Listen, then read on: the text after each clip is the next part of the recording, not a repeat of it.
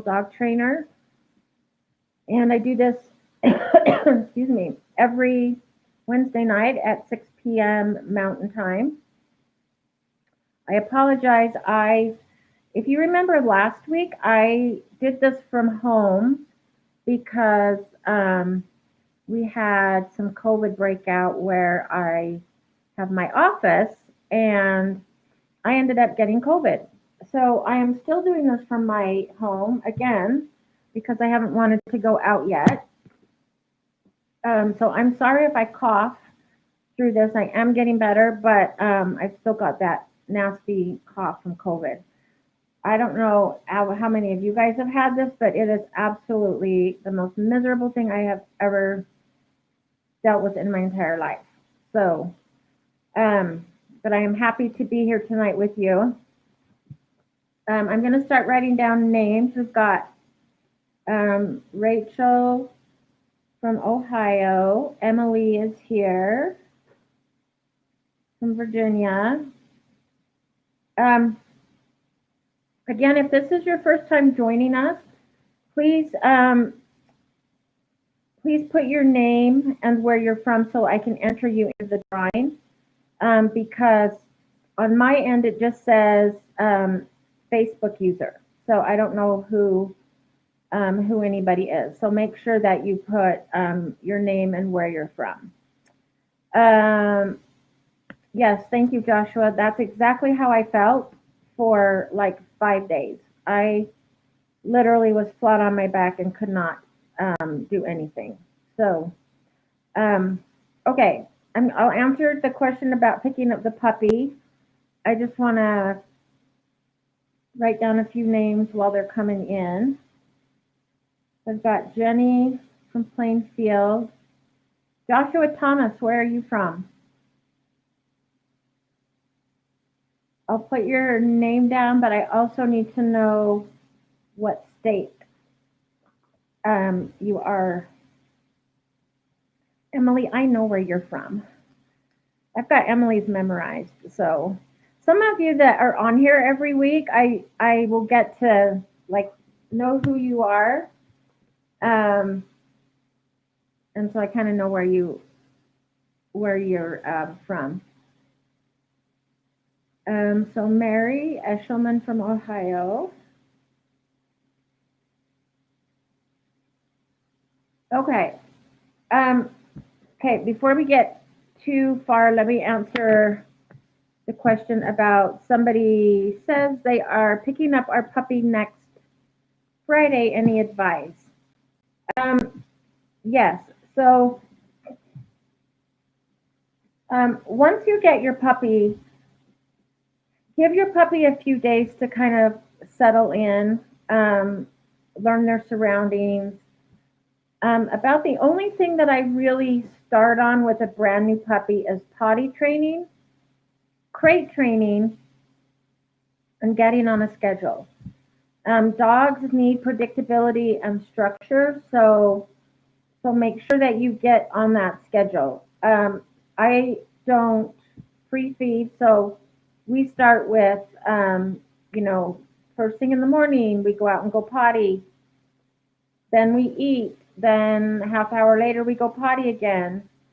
And I like to start showing the, like doing a little bit of socialization with dogs. So introducing them to things that they are going to encounter in your lifestyle, such as bikes, or you know, if you have kids, you want to introduce your dogs to kids. Just kind of what their surroundings are, things like that. So you can start like little play sessions, like start playing with your dog, showing them toys, things like that. But give your dog a few days to settle in. The other thing is just have lots of patience. Remember, you have like a newborn baby. And so just like you wouldn't let a baby free roam your house because they can get into things, they can put things in their mouth. The same thing goes for puppies too. So you always want to supervise or put them in a crate or a playpen or something where they can't get in trouble and get into things. And then just start getting your dog on a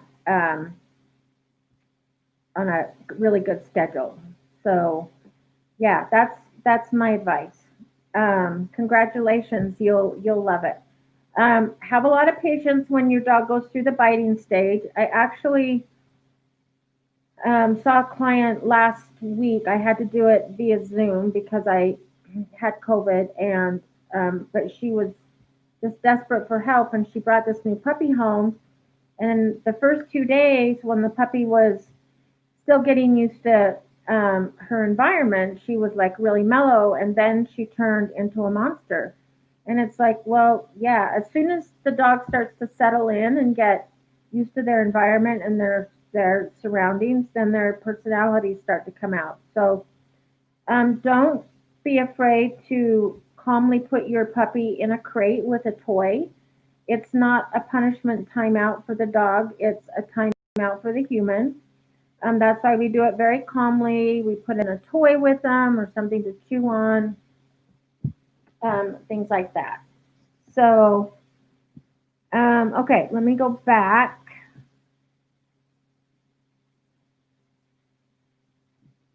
Let's see.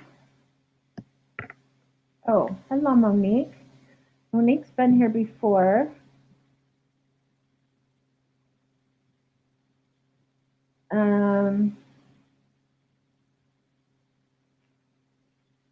Okay, Cassandra from Oklahoma. Allie from Massachusetts.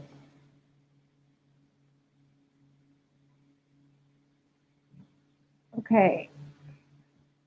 Should I be considered my 10-month-old doodle growling when I try to take food he grabbed off the counter?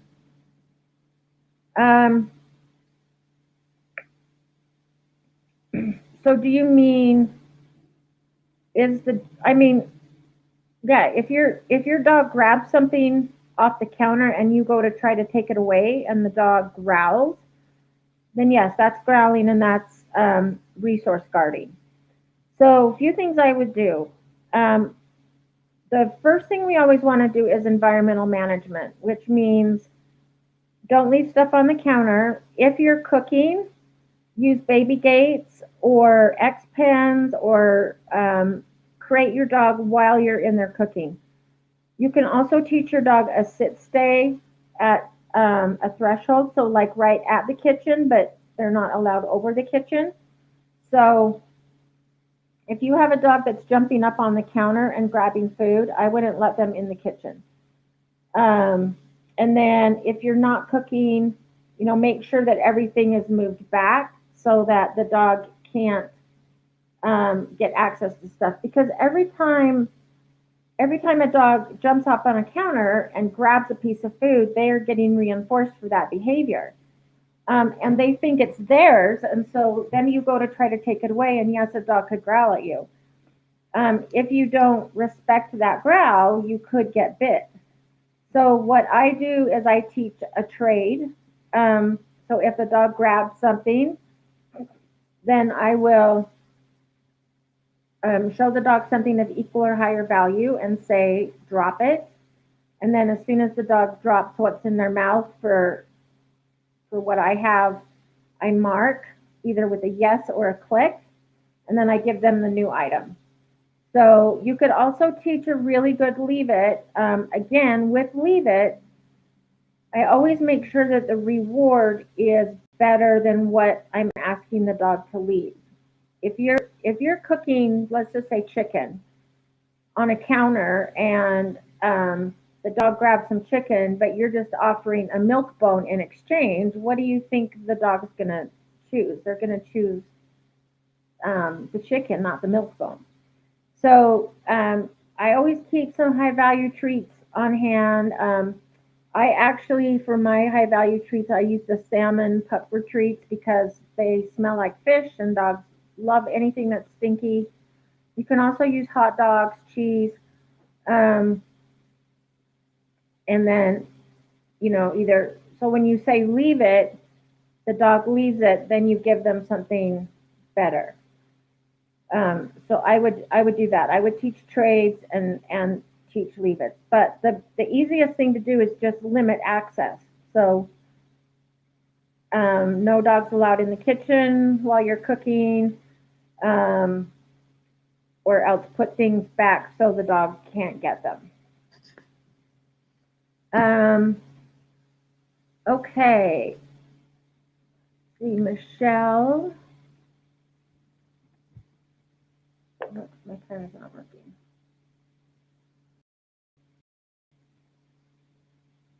Everyone's joining tonight. Okay, Michelle Baldwin from Ohio. Oh, let's see, my thing's not scrolling. Okay. I have a 1-year-old golden retriever and he still pulls really bad on his leash. He has a harness that the leash connects from the front. Okay.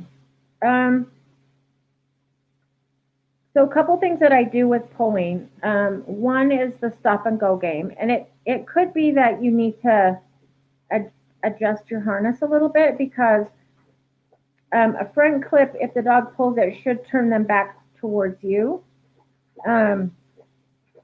If it's not doing that, you might need to adjust a little bit. But I will do one of three different things. I will either do the stop and go game, which means stop. So tight leash means we stop, and I wait for the dog to give me a loose leash, and then loose leash means we go. Tight leash means stop, loose leash means go. The other one that I do that I like a little better is I change direction. So if the dog starts pulling, I turn around, go the other way. And then when the dog runs to catch up with me, as soon as the dog is right by my side, I click and treat. So the dog learns, oh, that's where she wants me to be. Now, when I go on walks, I do allow my dogs to sniff and explore and be a dog. It's really good for them. It's enriching for them, but I don't allow them to pull me. So they are allowed to kind of go ahead a little bit and sniff and explore. But yes, then if they're pulling, I change direction. And then again, when they're by my side, I click and treat. If your dog likes to sniff and explore, you can actually use that as your reinforcer. So you can say, okay, we're going to walk 10 steps, and if you don't pull for 10 steps, then I'm going to release you to go sniff. So the reward for walking nicely on leash is then I'm going to let you go sniff and explore a little bit. The third one that I do is drop treats like right in front of the dog. So I'll just drop a treat on the ground. It gets the dog's nose focused to the ground. And at first, I'll drop a treat every step. And then I'll drop every 2 steps, every 3 steps. And then I start to spread out the treats. So I do that one as well, just to get the dog to slow down a little bit. So try that. And usually one of those will work. If you have a easy walk that just clips in front, you might switch to a freedom harness. The reason I like the freedom harness is because, oh, I thought Jake was right here, but it's not. Is it clips on the front and the back? So it gives you kind of like range. So if the dog pulls, I can like take the front part of the leash and kind of help steer them back, and they can't pull. So I kind of like having those 2 points of contact, and it helps with pulling. Okay. Do you have any advice for excessive barking? Other dogs and squirrels set our one dog off. Yeah, so dogs, that's how dogs communicate is by barking. So there's a couple things I do. First, I will let my dogs bark once to alert me, like there's a dog outside or there's a squirrel or whatever. Then I'll go out and see what they're barking at, and then I will teach them a quiet. So I'll say quiet, and then they'll be like bark, bark, bark, bark. And then when they take a breath, I mark that brief quiet and I'll click, treat, good quiet. And I do like to use a clicker for this because sometimes it's just 1 second that they're quiet. So you want to make sure you mark that second of quiet.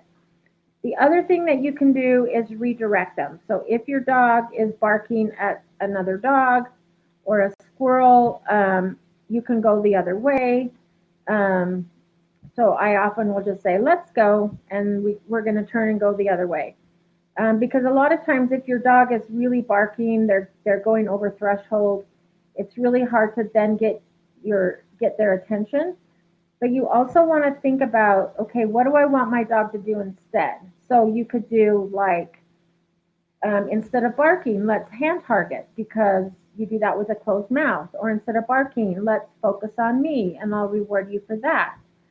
Um, Sometimes I will redirect with go hunt. So I'll throw some treats into the lawn and say go hunt and get the dog redirected using his nose and then searching through the grass for food or treats. So um, things like that. You can also try the look at that where you start from a distance and have your dog just like look at another dog, click treat, as long as they're calm. If they're barking and reacting, then you need to increase distance because that means you're too close. It's hard to control distance with like loose dogs and squirrels and things like that, but um, you can do it, especially like if a squirrel's in a tree and the dog knows it's there. You can just have them like notice the squirrel, click treat. Notice the squirrel, click treat. If the dog starts to bark, then you say let's go and you increase distance. Um, so you can try that as well. I actually just like to teach a replacement behavior, which is either like hand targeting or watch me, or come sit in front of me and watch me, things like that, or teach a quiet cue. Okay, this next question is really good. How do we keep our puppy to stop jumping on guests in excitement? Um, we've also tried turning our backs to her, but nothing seems to work. So turning your back is the right thing to do because you're taking away your attention. Um, but then you also want to add in that extra step of what do you want the dog to do instead. So we call it replacing with an incompatible behavior. So like my dog Jade jumps on people because she's super friendly and people always pet her, so they reinforce that jumping. So I always have to tell people when they come in, if Jade jumps on you, I want you to turn your back. Um, and sometimes they do and sometimes they don't. But then I will step in and I'll say, Jade, sit. And I'll teach her to sit for greeting. So if she jumps, people are going to ignore her and they're only going to give her attention when she's got four on the floor or she's sitting. Because if she's sitting, she can't be jumping. So those two behaviors are incompatible. So teach your dog how to sit politely for petting, greeting, treats, things like that. I would do. I would try that. That's the best thing that's worked for me is just to teach the dog to sit for greeting instead of jumping. Okay, I have a 5-year-old neutered red heeler that is fear aggressive towards small dogs. Are there any tricks for training to try to get rid of fear aggression? Um, yeah, so your your dog might never love other small dogs, but you can teach a dog how to kind of just manage them in public. So one thing you can do is every time your dog sees a small dog, pair it with a treat. So it's like, oh, there's a small dog. Here's a piece of chicken. Small dog equals chicken. So instead of your dog thinking, oh my gosh, I hate small dogs, we want to change your dog's emotional response to, oh, I love it when I see small dogs because I get chicken. Um, we also, with a a fearful dog, we don't ever want to force a fearful dog to go say hi to a dog that they're not comfortable with. So, like in my reactive dog class, we spend all of our time learning how to just walk by another dog without being aggressive, how to just notice another dog and stay calm, how to focus on the owner and get rewarded for that. So, things like that. So, yeah, the first step that I would do is start to change the dog's emotional response. And you can even from a distance, if there's an owner that has a small dog, you can have that owner like toss treats to your dog, so that to your dog it's like, oh, I'm getting really good treats from the small dog and his owner. Um, or you can just give the treats, and then when the small dog goes away, the treats stop.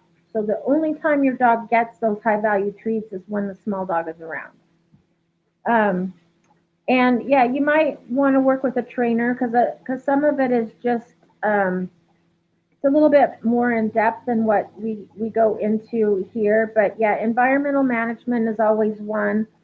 Depending on how fearful your dog is, you may need to talk to your vet about some anti-anxiety medicine, because there's usually underlying anxiety there, which medication can help. So there's some suggestions for you. Okay, Anita. Hi, Anita. Anita's been here before too.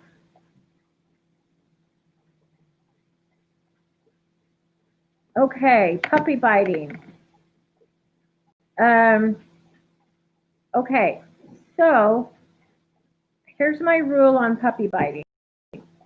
The first puppy bite, you want to redirect them with a toy or to a toy, because remember that puppies explore their world with their mouth. It's totally normal, and they learn bite inhibition from their litter. Um, but that's just what puppies do, is they chew on things, especially when they're teething. Hey, Maddie. So um,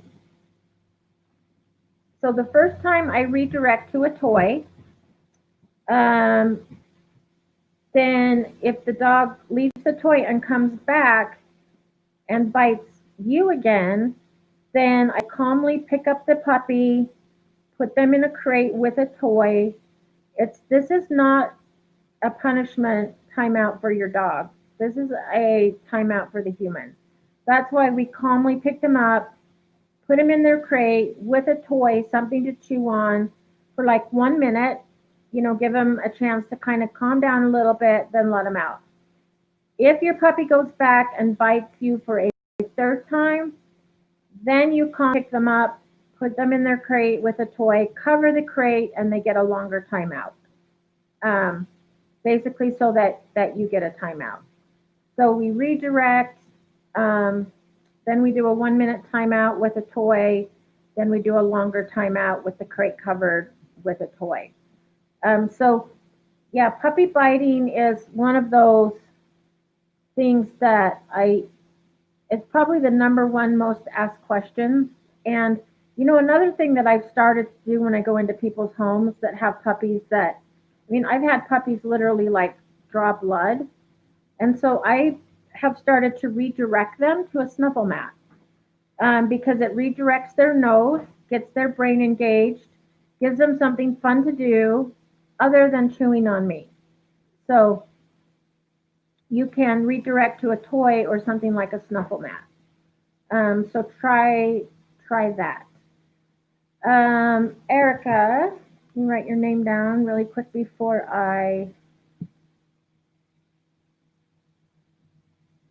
from New Jersey.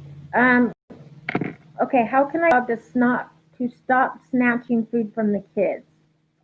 That's a tough one because kids' hands are sometimes like eye level with dogs, and dogs are opportunists. They they are going to, if they see a chance for free food, um, they're going to take it. So the best thing that you can do is supervise the dog around the kids, or if the kids have food in their hand, the dog goes away. The dog's outside, the dog's in a crate chewing on his own stuff.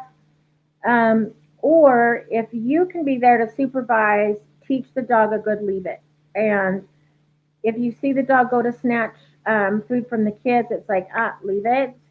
But then make sure that you reward the dog with something of equal or higher value to what the kids have. So that to the dog, it's rewarding to leave what the kids have because you're going to give him something better. So it just takes a lot of management. It depends on how old the kids are too. If you've got young toddlers, they're not going to know any better than to walk around with food around the dog. So it's kind of up to us to either have the dog behind a baby gate, in a crate.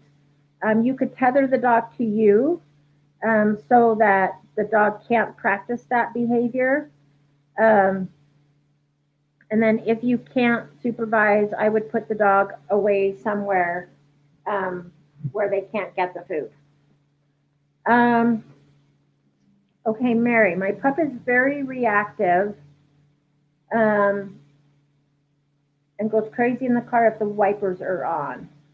Okay, so I had a dog do this very, very same thing in one of my reactive dog classes. And we actually spent some time desensitizing this dog to wipers. So what I did is I had the owner get in the car with her dog, and okay, this pen is going to be my windshield wiper. So um, at first I would just well, I guess wipers are more like this. I would touch the wiper. I would have the owner give a treat. I would just barely move the wiper, treat. Would move the wiper away from the window, back, treat. So we did it very slowly, and then I would started to kind of move it up, treat. So we did it very, very slowly, and every time the dog looked at the wiper and stayed calm, we treated. Um, and then I had the owner just turn it on off. So it would go like on off treat, on off treat. And it actually worked. We did it very, very slow. If the dog kind of started to react, then we would back up a step. But um, you have to start with your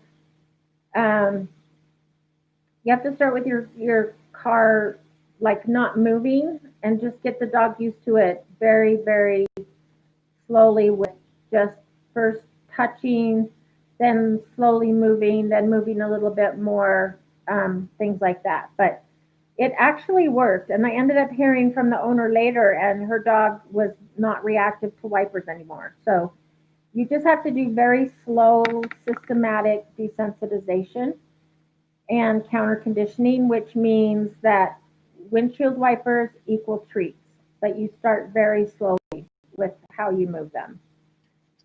Great question. That's only the second time in my whole career that I've had dogs afraid of windshield wipers. Um, let's see. Our 9-month-old male border collie is marking other dogs at daycare. Oh dear.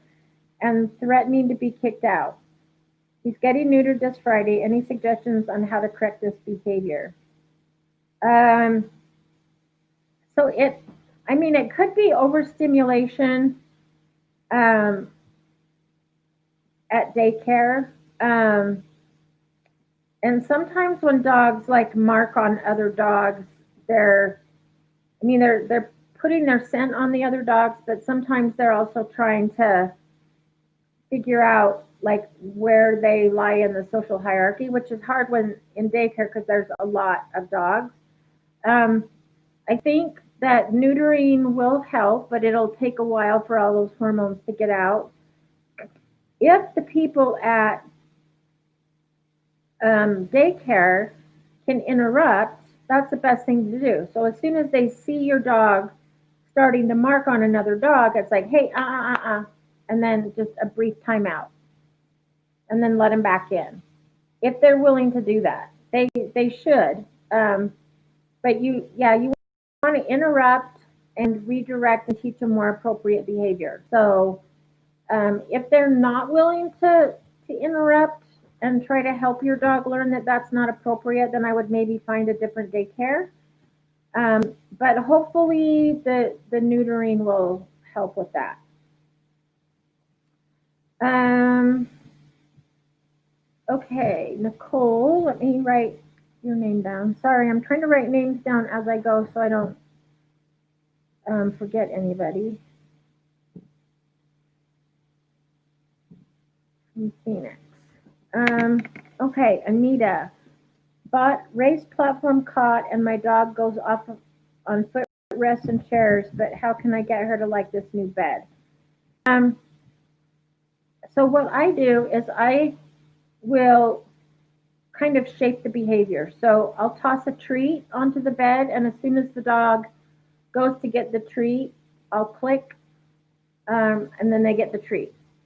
Then if they look at the raised bed, I'll click and treat. And then I always treat on the bed. If they go to step on the bed, then I click and treat. So it's kind of like you're shaping that behavior. At first, any interaction with the bed gets a click and a treat. If the dog doesn't do it on their own, then you can toss a treat onto the bed. And then as soon as they have any interaction with the bed, whether it's stepping on it, sniffing it, you can click and treat. But make sure that you always treat on the bed. And then you can give your dog good things to do on the bed, like here's a yak chew, here's a bully stick, something yummy that your dog can do on the bed. So like I give my dogs their yak chews and stuff like that in their crate. And so if they see that I have those, they'll run right to their crate. They just know, oh, this is where we get the good stuff. So we're going to go lay in our crate. I have a big crate, and it's funny because all three of my pit bulls like to go in there together. It's barely big enough for all three there. They look like three little pigs in a blanket, but they like their crate. So yeah, I would try that. Okay.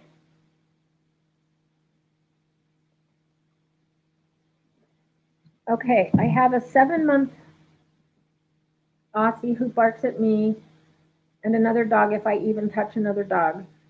Not aggressively, but just like my human, you can only pet me. How do I stop this jealousy?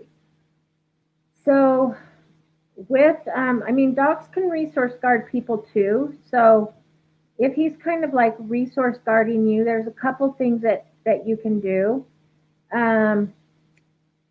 My dog Jade kind of, she doesn't bark, but she'll, if I'm petting another dog, she'll like squeeze her way in, like no, me. So I will put her in a sit and a wait while I pet the other dog, and then I pet her. So if she waits, then she gets attention as well. One thing that you can do is called abandonment training, which just means that if you're petting another dog and your dog barks, then that's going to make you leave. So you just get up and walk away. So it's kind of like you abandon your dog. So it's like, I'm petting another dog. If you bark, then that's going to cause me to just walk away. So you could try that too. But and then teach your dog, if you sit and wait for me to pet another dog, then I will pet you, and I'll give you a treat or whatever. So yeah, just kind of teaching that impulse control and that good things will happen if they wait and allow you to say hi and pet another dog, because then you will pet them and give them a treat.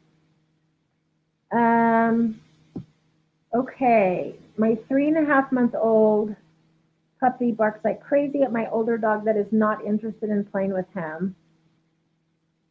Um, it's really the only time he barks incessantly. So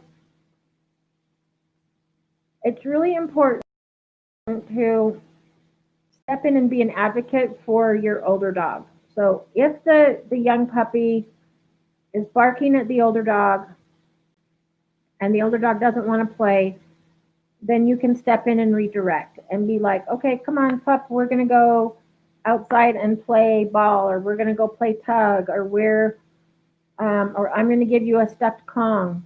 Because if the older dog really doesn't want to play, then we have to kind of be their advocate. And because, puppies are relentless and they just, they want what they want and they want to play. So we kind of have to step in and help out the older guys and just try to redirect. Um, and I know it is hard sometimes to redirect, but you can redirect with like a treat, um, or a really fun toy, or a stuffed Kong, or or like a snuffle mat, or a flirt pole, and it's like, oh, look what I have over here. Let's go play with the snuffle mat, or let's go play with our flirt pole. So sometimes you have to be creative on how you redirect. If you just try to call the dog off, he's probably going to be like, I'm going to keep bugging this dog and seeing if I can get him to play with me. So try to make coming to you more exciting and more fun than wanting to bug the older dog that doesn't want to play with them. Okay, you guys have really good questions. Um, okay, my puppy is 10 weeks old. Had since she was 7 weeks old. Try to say ouch when she bites. She also broke a tooth in the back. Um, so the other thing that you can do is when you say ouch, then also walk away. So you're removing your attention, but then redirect with a toy. So it's like out. It's not okay to bite me, but here you can bite. You can chew on this. You can chew on your Kong. You can um, play with your snuffle mat. You can chew on a bully stick.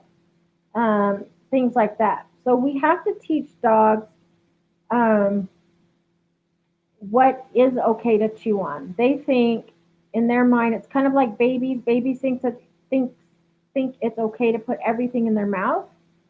So we have to, take it away and be like, oh, here's your pacifier, things like that.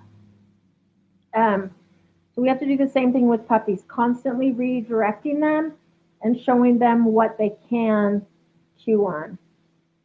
Um, 10 weeks old is a little young to lose a tooth, so I'm assuming that your puppy broke that tooth from being mouthy. I mean, it's a puppy tooth, so it's gonna grow. Your dog will get a permanent tooth back in. But yep, I just constantly redirect. I actually like redirecting to rope toys um, for puppies, just because they can really sink their teeth into those. Um, and then I like stuffed Kongs and stuff as well. Um, okay, how do you get your dog not to rely on treats so much to listen? Okay, that's a really good question. Um, so this is kind of a long answer, so I'm going to give you the long answer. Um, there's 4 stages of learning. The first one is acquisition, where you teach the dog what you want. So it's like you teach sit, you teach down. The second one is fluency, which means every time I ask you to sit, you sit. Every time I ask you to down, you down. Third one is generalization. Dogs do not generalize well. So It's like my dog Jade does, there are certain places where she is just rock solid on stuff. And then if we're at a client's house or we're in a new environment, her attention span like goes out the window. She cannot concentrate at all. So I still use treats during the generalization stage because when you raise criteria in one area, you've got to decrease criteria in another.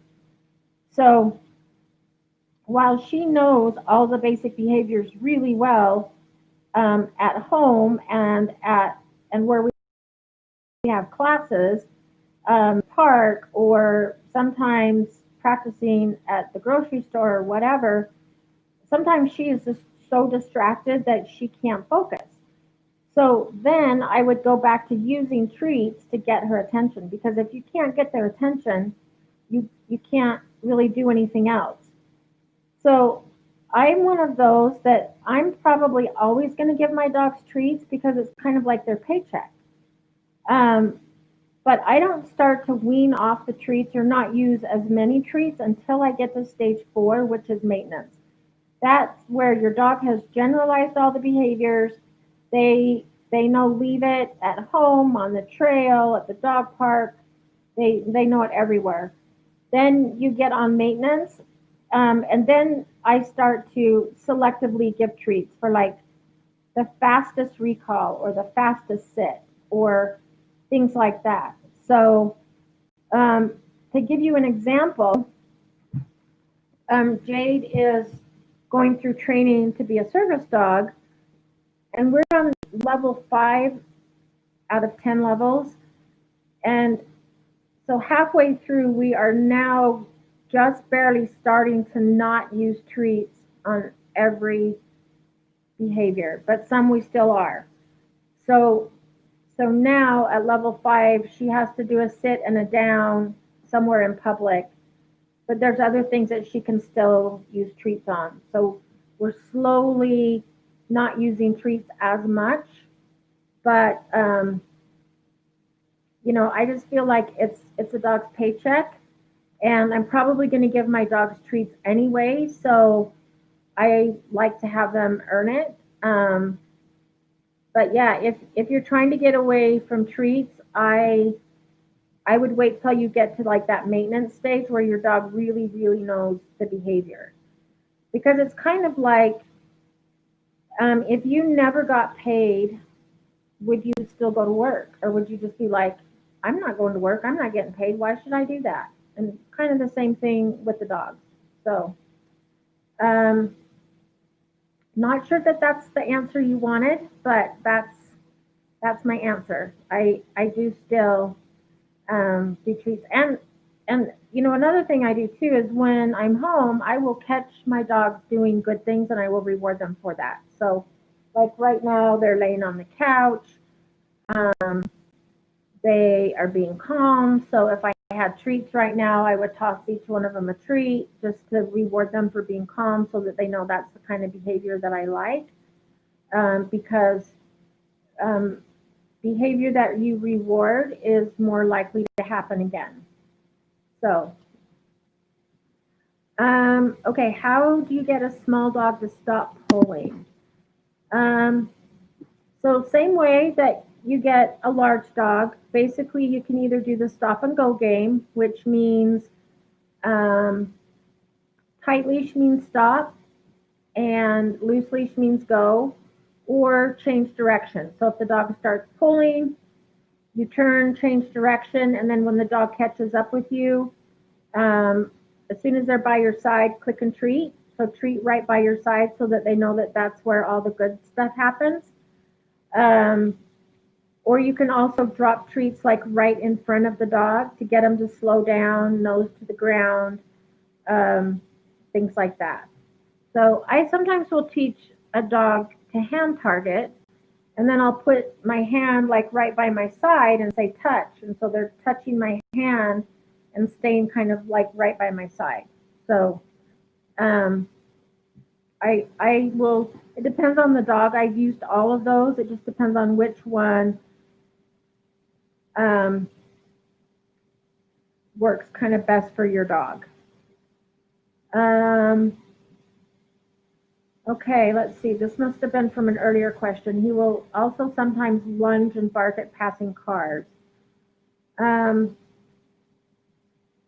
so what I would do is go to a parking lot and start from a distance and do the look at that with cars that are parked. So it's like there's a car, just look at the car, click treat. Look at the car, click treat. Then you can start doing the same thing as cars are like slowly backing out. In parking lots, they're usually going slower. So then from a distance, get your dog used to having them like slowly back out and slowly go by. If your dog reacts, increase distance. Otherwise, like, oh, look at that car backing out, click treat. So you're clicking for them, just noticing it and staying calm. You can also teach the dog what you want them to do instead. So instead of lunging at the car, come and sit in front of me and focus on me, and I will reward you for that. So I call that a come front. It basically means come, sit, and look at me. So you can do that too. But you can also slowly desensitize. If you have a neighbor or somebody that can help you, again, start with a car that's not moving and then slowly have them go really slow, click and treat for your dog, just noticing, and then slowly speed up a little bit. If your dog reacts, then they need to decrease speed. So it's just very slow, systematic desensitization.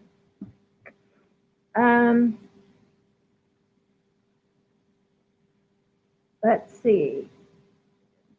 Diane, how do I get my dog to stop going crazy, jumping on guests that come over? Oh, can you come to our house? I would love to. It depends on where you live. If you live somewhere really cool and warm, since it's really cold where I live right now, I would love to. Except right now I have COVID. I'm getting better, so I don't look and sound quite as bad as I did. So I probably can't go anywhere for a while. Okay, back up to the other question. So you sometimes have to you have to tell the guests what you want them to do. So it's like when anybody walks through the door, I have to tell them, if Jade jumps on you, I want you to turn and ignore her until she has 4 feet on the floor. So they turn their back. When she's got 4 on the floor, then they say hi and pet her. If she goes to jump again, like sometimes I'll step in too and I'll say, Jade, sit. And I teach her to sit for greeting. So sit and people will say hi to you. Sit, people will give you a treat. So the guests need to ignore, turn their back and ignore. And then you can teach your dog a different behavior, such as you sit for greeting. And I think that actually works better than putting them on a leash. But if he's really strong and jumping on people, then yeah, you could put him on a leash, but then I would teach him a really good sit. And then if people go to pet him and he jumps up, then have the people back away. So his getting overly excited is going to make people back away and not say hi. If he's calm and sits, then that's going to make people approach and pet him and say hi. So we do that impulse control. Maddie, we do that impulse control game a lot. It's actually part of the Canine Good Citizen test. So a dog has to be seated by their owner, and a stranger approaches, and if the dog gets up, then the stranger backs away. And if the dog sits and waits, then the stranger can say hi and pet the dog. I bring my puppy home this week. Any advice? Yes. So, is this different? Somebody asked this question earlier, but it's okay. I'll answer it again. The first couple of days, just let your dog settle in, get used to their environment. I start right off with crate training and potty training. Teach your dog where you want them to go potty. Get on a schedule. So First thing in the morning, we get out of the crate, we go potty. Then we come in and we eat.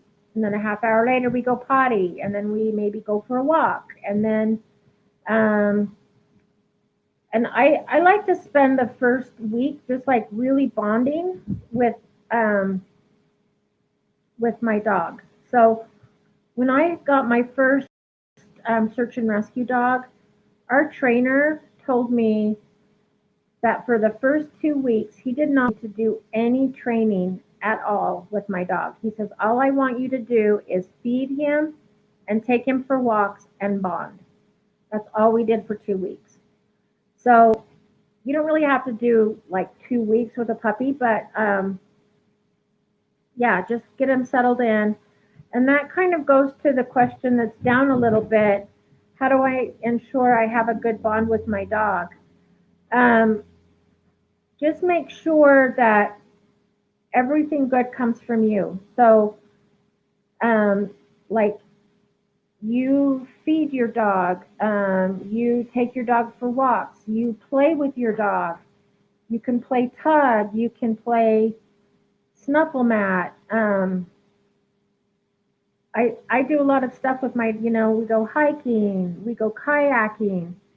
So there's a really good, one of my favorite trainers, her name is Suzanne Clothier, and she talks about relationship centered training.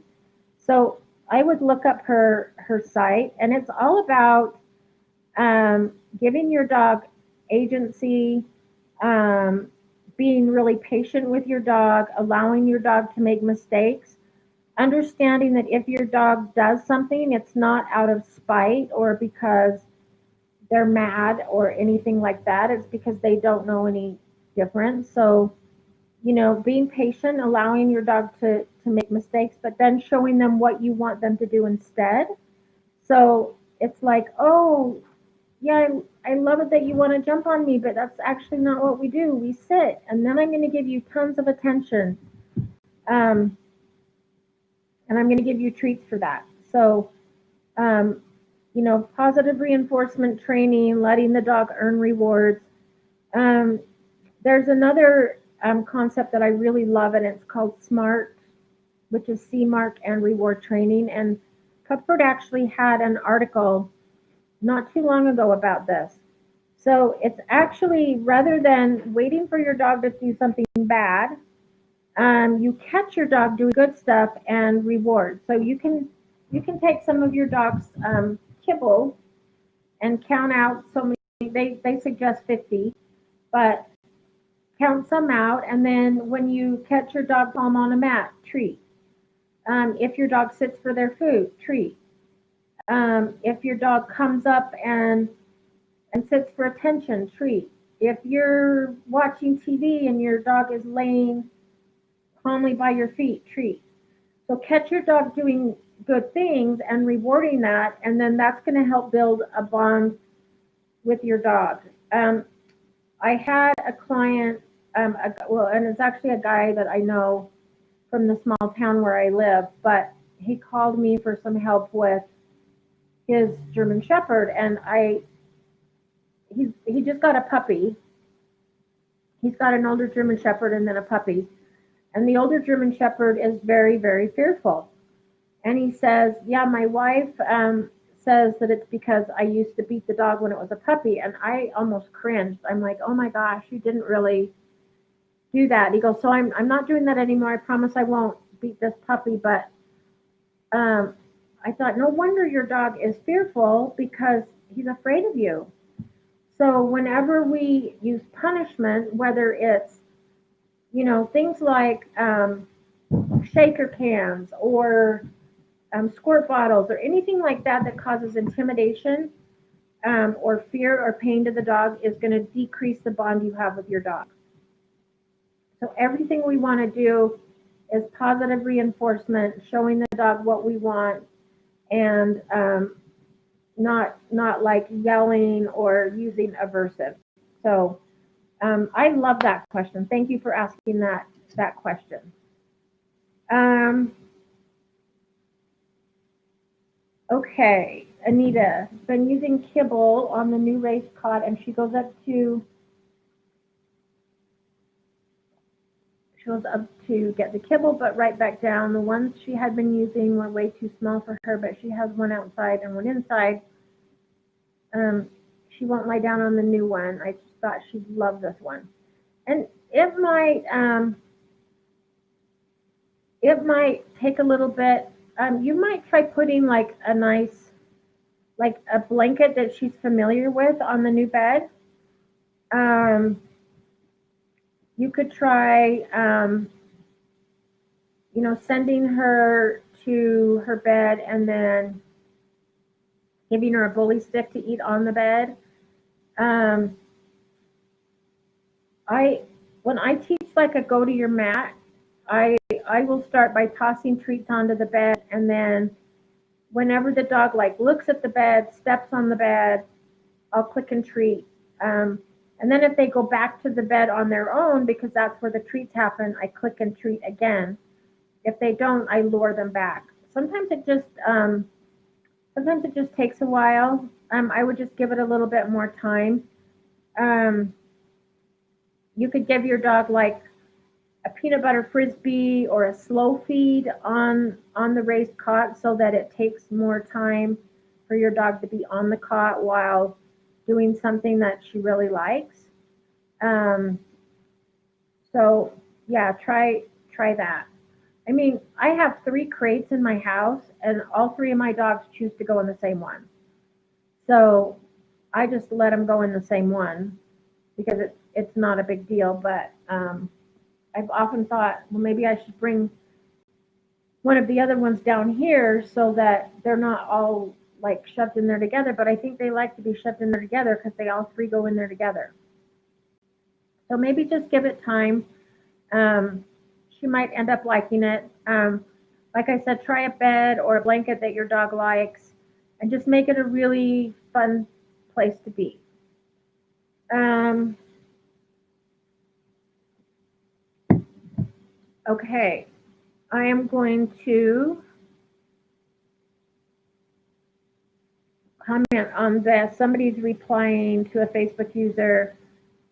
Yes, rawhides are no good. I do not give my dog rawhides. Before I knew better, I would give my dog rawhides, and they would throw up every single time. Um, and that, and I've had 8 pit bulls, and they've always thrown up rawhides. Then I learned that they're very bad. Dogs can't digest them. Um, they're really bad. Yes, I do love the Himalayan yak chews are great, and bully sticks are also okay, but stay away from rawhides. It's funny because my mom means well. So for Christmas, she'll get my dogs these packages of rawhides for Christmas, and I just don't have the heart to tell her. It's like, Mom, I can't give these to my dogs. So I just say, oh, thank you, they'll love them. And then we take them home and throw them in the garbage because I'm not going to give them to my dogs. So, yeah, stay away from rawhides. Um, okay, Michelle, 10-month-old pitty German Shepherd mix becomes very mouthy when he goes outside. He gets very excited. Yeah, sometimes when dogs get outside and they go for a walk, they get really, really excited. Um, I actually walk a client's dog that does that. And so when he starts to get mouthy and jumpy, I just stop and I'll just say, hey, and then I'll put him in a sit. And when he sits and calms down, then we resume our walk. If he starts to jump and get mouthy again or chew on the leash, I stop, ask him to sit. I have taught him to drop the leash. I wait for him to be calm, and then we walk again. So just kind of teaching that impulse control, like, okay, sit and wait, and then when you're calm, we will walk again. Some dogs, if they're really, really mouthy outside, you can teach them to carry something in their mouth. Um, my German Shepherd was a search and rescue dog, and so he had a very, very high prey drive. And we could not go for a hike without him needing something in his mouth. And it was usually a rock. So I just started to teach him to carry a Kong, or I'd let him carry a stick or something, just so he had something in his mouth then he was happy. So you can teach your dog to carry something in their mouth if they're really mouthy, or you can just stop um, and wait for them to settle down. Don't engage. Like I've seen videos where people are like pulling on the leash and then that's just engaging the dog, and the dog thinks, oh, my owner's playing with me, and so I'm going to play more. So just you be calm, stop, don't engage, wait for the dog to calm down, and then you can start again. Um, Allie, thank you very much. I'm happy to give advice. I love doing this, and thank you. I am starting to feel better, a little better every single day. Um, if you're just joining, I've got COVID, but I'm on the uphill from a week ago. So last Wednesday, I was just starting to show symptoms, but I didn't know I had COVID yet. And so the last like 5 days were absolutely miserable. And today I'm actually starting to feel like a normal person again. So thank you. I'm actually not seeing clients till next week, so I can just take the whole week to kind of recoup and get better and work on some stuff. So, but since I've been home, I've actually been able to spend a little bit more time in the Facebook community answering questions. It's really weird with COVID. You do something and then you have to rest. So like I feed my dogs, I have to lay down. I'll spend 20 minutes on Facebook and I have to rest, even though all I'm doing is typing. It's just like it's the most exhausting thing I've ever gone through. But anyway, thank you. Um, okay, my 1-year-old golden retriever keeps chewing up his bed. How to get him to stop? Um, I would actually take away his bed. Um, if he's going to chew up his bed, then he doesn't get one. I mean, not all dogs have to have beds. Um, you could try spraying like bitter apple or something on it, but when I worked at the rescue, if we had dogs that chewed up their beds, they just didn't get a bed. We would do the raised, like those raised cot type things instead. And that's what they got to lay on, but they didn't get blankets or beds because they would just chew them up. So, um, yeah, I think if he's chewing up his bed, I would just say, sorry, dude, no bed. Um, it's not going to hurt him to not have a bed, and it's going to save you from having to clean it up. If you catch him, like if you can catch him chewing up his bed, you can interrupt him and just do a leave it or an or give him something else to chew on. But if he's doing it like at night while you're sleeping, then I just wouldn't give him a bed. So that's what I would do. Okay. How do I get my 50-pound golden doodle from pulling? So first, I would look at what equipment you're using. Try like a freedom harness, which is the front and back clip. Pupford is now selling those, which I'm so excited because that's what I use with my dogs. So that way you have 2 points of contact, and then if the dog starts to pull, you can like gently pull them back around to you so they don't get reinforced for pulling. You can do the stop and go method. So tight leash means we stop, loose leash means we go. You can also change direction. So if the dog starts pulling this way, you turn and go this way. And then when the dog runs to catch up with you, as soon as the dog is by your side, you click and treat. So the dog learns that this is where the good stuff happens, is right by my side. Sometimes I'll even drop treats like right in front of the dog, like every step, and then every 2 steps, every 3 steps. Whenever the dog looks up and checks in with me, I click and treat, just to kind of get the dog to slow down. So those are 3 different methods that work really, really well, but I also like equipment to help, which For me, it's a front clip harness. And if you have a 50-pound dog, I would go with the freedom harness because it gives you a little bit more leverage to turn the dog. Okay, let's see. Gotta get this thing to scroll again. For some reason, sometimes it sticks. Okay. Um,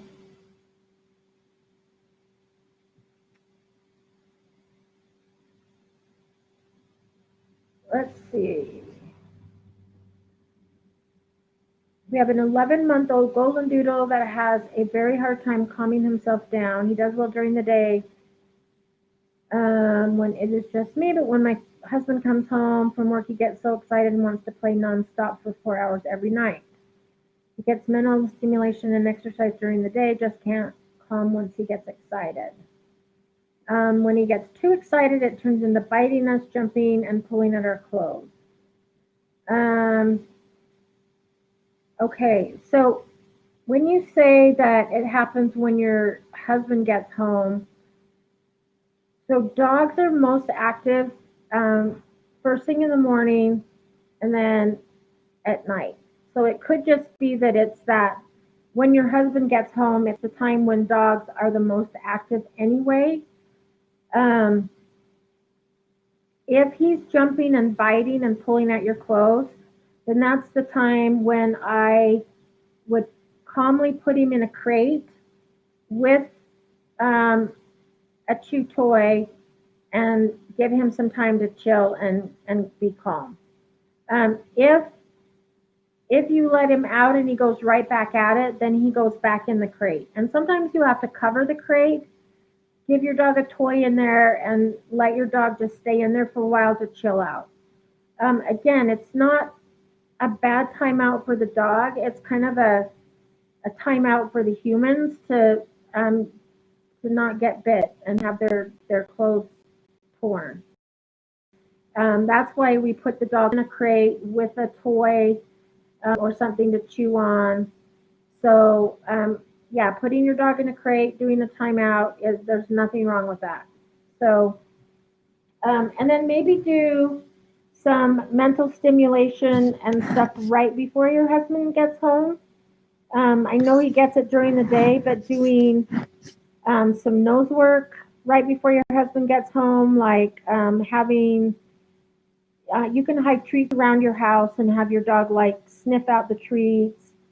I'll sometimes save my Amazon and Pupford boxes and scatter them around, and I'll put a treat in one of them so the dog has to sniff the boxes to find out which box has the treat in it. So nose work, things like that. And then also teaching the dog how to calmly greet your husband. So it's like when your husband comes home, if the dog's crazy, then the husband ignores the dog and only gives the dog attention when he's sitting, is calm, attention. Otherwise, your husband turns his back, walks away, doesn't give attention until the dog sits or does it down and can calmly then get attention. So just think about ignoring that bad behavior. Don't feel bad about doing a timeout if you have to, and then replacing it with good behavior, which is like if you sit and are calm, then dad will come and pet you and dad will give you attention. But if you're a maniac, dad's going to walk away and we're going to put you in your crate with a toy.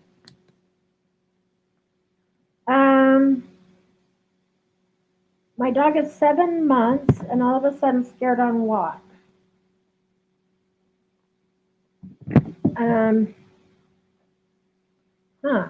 So, I mean, at 7 months, your dog's kind of entering that adolescent stage.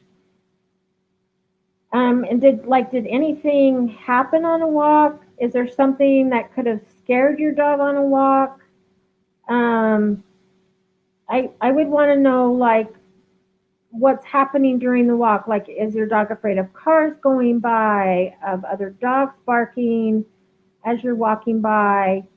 You might try altering your route and seeing if that makes a difference. Or you could try like going for a walk and dropping little pieces of hot dog along so that your dog starts to make that more positive association, like, oh, we're going for a walk and I get to pick up hot dogs, things like that. You can also, on your walks, throw some treats off into the grass and say, go hunt. So you do these little nose work, go hunt games um, with your dog to make it fun. So I would need a little bit more information and like, what does your dog do and what specifically is she scared of. So yeah, I mean it could just be a phase, but you do want to start just making it fun, pairing it with treats. See if maybe if you have a neighbor or somebody with a really good dog that could go with.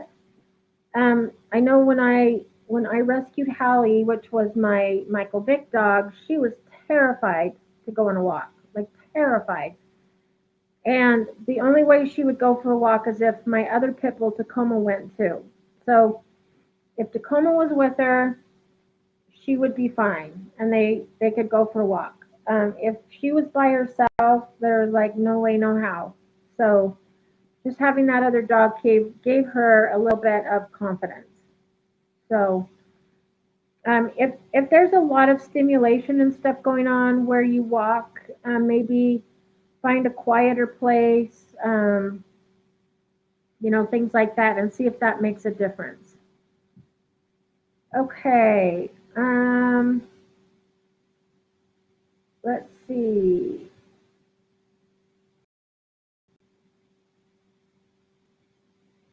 This is my third dog that I've gotten as a puppy. The positive training has already had such success. Definitely the way. Yep. Um, Positive training is the best way, especially to create a good bond with your dog. Um, Thank you to whoever is answering some of these. I'm assuming that it might be Emily, because Emily's always good about helping me answer questions on this. So um, thank you. If it's not Emily, thank you to whoever is helping answer questions, because I have a hard time sometimes getting through all the questions. Um, okay, I have a beagle mix and I am having a really hard time to keep him focused on me during walks. Any suggestions? Um, yeah, so I would use treats because again, if you're out on walks and there's a lot of distractions, um, then you've got to make another criteria easier, such as use treats. I go through the same thing with Jade. Jade gets so absolutely distracted that I have to use treats. And sometimes if I have a hard time getting her to focus, I'll just stop walking and I'll wait for her to check in with me, and then I'll click and treat and we start walking again. Um, but then I also use her wanting to sniff and explore as a reward. So it's like, okay, we're going to walk 10 steps. And if you walk 10 steps and focus on me, then I'm going to release you to go sniff and go hunt and go, like, still on a leash, but then it's the Premack principle. So it's like you walk really nice and focus on me, and then I will let you go sniff and be a dog. Um, so yeah, I would try to use higher value treats, salmon, hot dogs, something like that, to help your dog focus. And then the more that you do that, then eventually you can start like spreading the treats out more. Once your dog starts focusing, then spread the treats out so you're not using treats as much. But yeah, that's kind of something that everybody goes through because dogs don't generalize. So when you work with them in the house or out in the yard, they do stuff great. But then you take them to a new location or you're out on a walk and all of a sudden their brain goes out the window. So it's hard. Um, okay. My sweet rescue 8-year-old pup experienced high winds this week and freaked out. She was shaking and wouldn't even come by me. Um, okay, so my dog Hallie was like that too. She was terrified of wind, thunder, fireworks, and what I did was I actually got her a thunder shirt. And originally I got it thinking there is no way this thing works. And so I'm going to get it and try it. And so that I can tell people don't waste your money. Um, and so I actually got it and it worked. So she would cry and howl and whine during thunderstorms and winds. I would put the thunder shirt on her and she would lay on the bed and calmly go to sleep. So you might try that. I will also sometimes, so I can't sleep when the wind blows. I can sleep through rain, thunder, but not wind. So sometimes I'll turn the radio on or I'll turn the TV on. I can actually sleep to the TV where I can't sleep to hearing wind howl. So sometimes I'll just turn the TV on and then the dogs can't hear the wind either, and then we all fall asleep. So um, yeah, just the other thing you can do too is you could play um, on YouTube. You can find anything on YouTube. So just type in windstorm and then start with a really low volume. And as soon as your dog hears the wind, treat, treat, treat, treat. When the wind stops, the treat stops. And then um, click it up one notch as far as volume. Then dog hears the wind, treat, treat, treat. Wind stops, treat stops. Click up the volume. So you start with a really low volume and you slowly get it louder and louder and louder. But you're pairing it with really good treats. So to the dog, it's like, okay, I don't mind it when I hear wind because I get really good treats. Now, if your dog is so scared that she won't take treats, then you need to back off on the volume. But yeah, I would try the thunder shirt. It worked for my dog, so it would, But and you could try music, TV, something to drown out the wind. Um, yes, Emily, I thought that was you. Thank you so much for helping reply. Um, thank you, Ryan. I'm feeling better. Okay, how do I teach a leave it? Okay, so the way that I teach leave it is I I so I'll start with something in my hand and then I'll say leave it. And then when the dog backs away, then I give them something better out of the other hand. So leave it for me means you don't get it, but you get something better. So I start with that. I've got two dogs asleep right here. If I had treats right by me, I would show you. But basically, I'll have a low value item in this hand and I'll say leave it. And the dogs can smell the treat in the hand, so they'll sniff and do whatever. And as soon as they back away, I click and then I give them the better item. And then I raise the value of what I'm asking them to leave, but I also then raise the value of what they get. So I might start with a boring milk bone, and then they get a better dog treat. And then I might ask them to leave a piece of cheese, but they get a salmon treat. Then I might ask them to leave chicken, but they're going to get a piece of pork. So no matter what I'm asking them to leave, they are always going to get something better. Um, and then I'll start to toss things, but I always do it on leash. So once they get that down, then maybe I'll drop it on the ground and I'll say leave it, drop. If they go for it, I cover it up with my hand or my foot. And then when they back away from it, click and I give them something better. So I always want the dog to see that they're not going to get the item I'm asking them to leave, but I am going to give them something better than what I'm asking them to leave.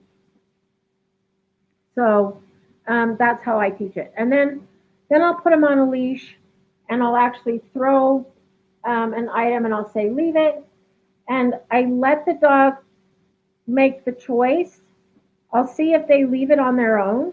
If they don't and they go for the item, then I have the leash, and so I can gently, I don't yank them, but then I gently start to step back and wait for the dog to turn towards me, and then I click, give the better treat. Um, so I start with just hand, then I'll drop it, then I'll toss it, but I always do it on leash so that I can control um, what the dog does, and I want them to see that every time they leave something that they get something even better. So good question. Yeah, and if she's going after your feet and your shoes, um, I with that one I would probably, you could still do leave it, but then redirect to something better. So like if your dog goes to bite at your feet, you can say leave it, but then give them a stuffed Kong or give them something better than chewing on your feet or your shoes. The reason that dogs like to chew on those things is because it has your scent on it. So, but giving them something better to do is, or something better to chew on will definitely help. Um, okay, my 8-month-old rescue puppy loves to play keep away with certain items. Now, like sticks or face masks. She loves running from us and won't respond to stop, sit, or drop it.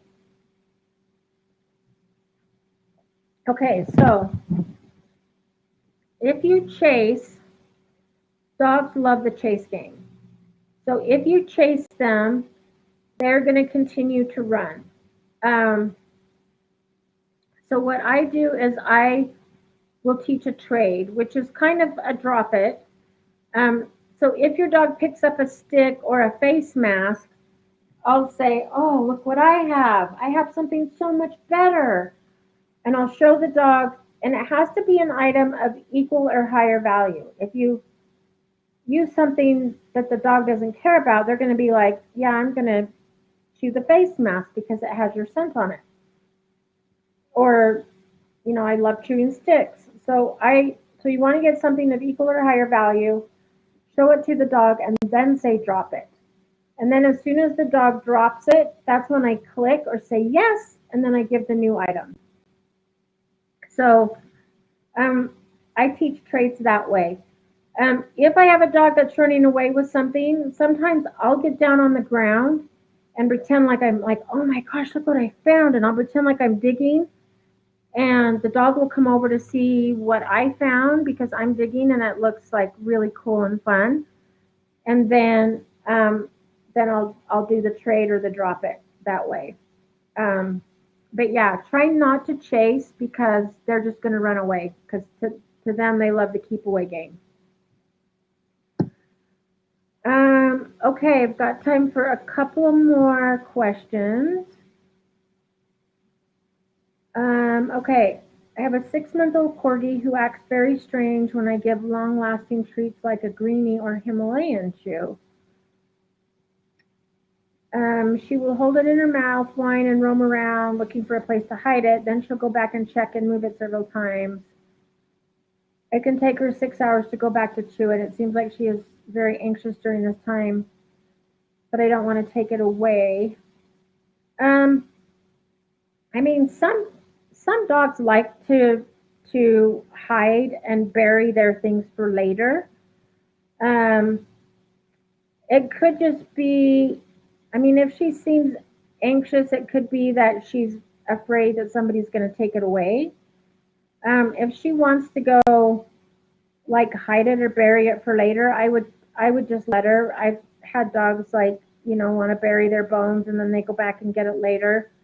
As long as if you just have the one dog and there's not going to be any um, issue with resource guarding or anything like that, then there's probably nothing wrong with it. I would just let, you might You might, when you give it to her, like leave the room and see if then she will eat it or if she still acts anxious and wants to hide it. Um, so yeah, I've had dogs do that where they'll bury their stuff for later. So I would honestly just let her do it unless it becomes a problem. But yeah, that's just something dogs do. They'll bury it for later. Um, okay, let's see. I gotta get this to scroll. Um, oh, thank you from Singapore. I appreciate that. I still wanted. They told me that I didn't have to do the Q&A if I didn't want to, but I still wanted to do it. So thank you so much. Um, okay, so there's a reply. Forgot to mention he's 10 months old, and we use a harness with a front and back hook. The front one doesn't do anything. Um, if you have like the freedom harness that has the front and the back, you could try kind of like you steer a horse and like steer the dog around and start walking circles. So use the front clip and turn the dog towards you, and then just start walking in a big circle and keep walking in circles until the dog stops pulling. And um, see if that helps. That's another kind of way um, that we kind of work with dogs that pull a lot is just to do circles until the dog stops pulling, and then we go straight again. Um, okay, my dog is deaf and scratches at the door so much when he wants something, and if a door is closed, he does this versus barking. Um, so when I was working with a deaf dog, I had a deaf pit bull that I was fostering for a while, and I had to teach her totally with hand signals. So my signal for was this. I would just like move my finger, kind of like my mom used to do when I'd be in trouble. She'd go So if if she was doing something that I didn't want her to do, I would do this, but then redirect her to what I wanted her to do, and the thumbs up was like the yes or the click. So if she's barking or scratching at the door when she wants something, you can do this and then redirect her and show her what you want her to do instead when she asks for something. So it's like, why don't you like sit if you want something? And is she scratching because she needs to go outside, or is she just scratching because she wants something? Um, it's kind of hard to know what she wants, but teach her how you want her to ask. So I want you to like bring me something, or I want you to sit, and then give her the thumbs up and follow the thumbs up with a treat. So she learns that this means yes. So thumbs up, yes, treat. And then this is and then redirect her to what you want her to do, thumbs up, treat. Um, and yeah, that's kind of that's how I did it. Is I just had to totally use hand signals with her. Um, okay, I'm going to answer one more question, and then I will do the drawing. What do you do when a dog snaps at your dog? We were walking in PetSmart, and a dog lunged at my dog. Um, my dog wasn't even close, and it was not a tight area. Um, I mean, it would depend on like why the dog lunged.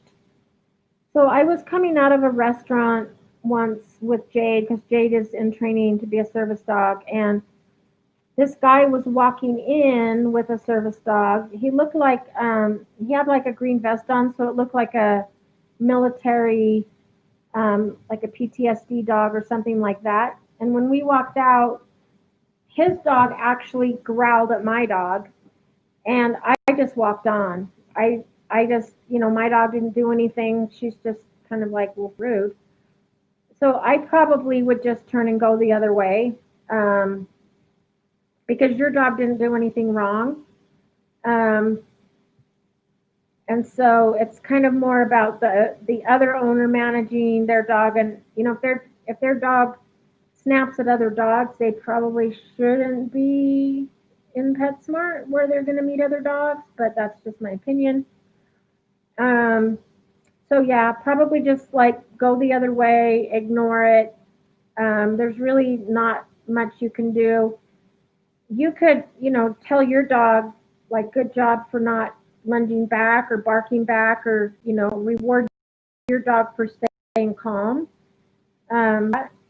So, yeah, I'm sorry that happened. Hopefully nothing bad happened to your dog, but yeah, there's really nothing you can do. Some dogs are kind of, more fearful, and they will snap as a means to saying, go away, like, I don't want you to come closer. Some dogs that are apprehensive can do that. So, or if you turn a corner and surprise a dog, which is kind of what we did, we came down the stairs and turned the corner, and my dog stayed calm, and this other dog growled, and I just said hi to the guy, and we walked on and just went on our way. So, yeah. Okay. Okay, I'll answer this one last one, and then I'll do the drawing. Any advice for introducing my large puppy to a smaller dog?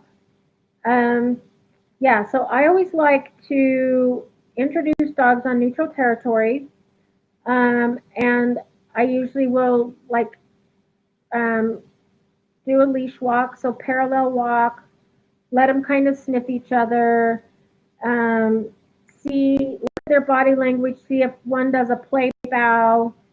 Um, if they look interested in playing, then you can take the leashes off and let them play. If one is acting like really nervous, like lip licking or showing teeth or something like that, um, it kind of depends on what the other dog does. But um, yeah, when I introduce my dogs to smaller dogs, I usually always do it on leash. We do it outside, kind of neutral territory. We'll walk a little bit. I'll let them sniff.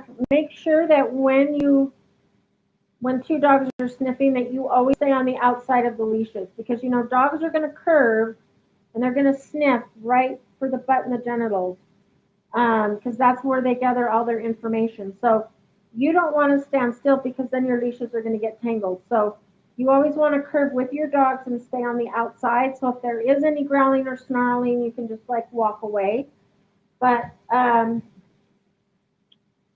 yeah, that's how I would do it. And then just watch their body language, see if they're interested in playing, stuff like that. Um, okay, we have one more that says, please help. So I'm going to answer this one. And then I promise we'll do the drawing. Okay, my almost 9-month-old puppy won't stop chewing on blankets and other fabric. So like I said earlier, with